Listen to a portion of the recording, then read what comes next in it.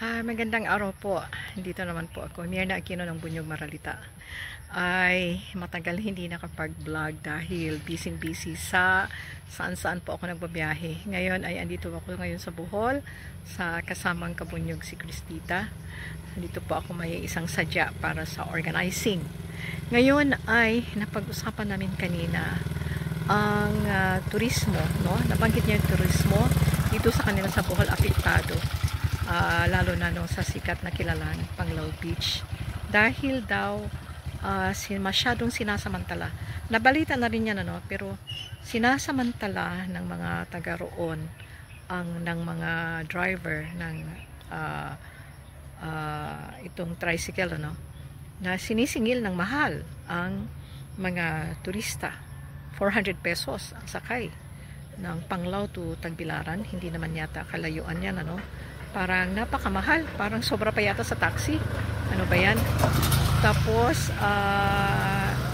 wala masyado na yatang ginanahan pumunta rito at sobrang mahal, hindi, pati pagkain, nabalita yan noon. At nabanggit ko rin, may nagsabi rin sa akin na isang foreigner, na nagkwento rin na isang foreigner sa kanya na ayaw na niyang bumalik sa Pilipinas dahil alam na corrupt ang gobyerno at nakikita corrupt din ang mga tao. Lalo na ito mga drivers, taxi drivers or mga naghahatid ng mga pasahero, sinasamantala, maniningil ng kalaki-laki.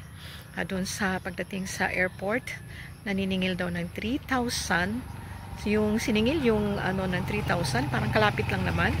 Ayaw niyang magbayad at nagsumbong siya sa pulis at parang kasabot ang pulis.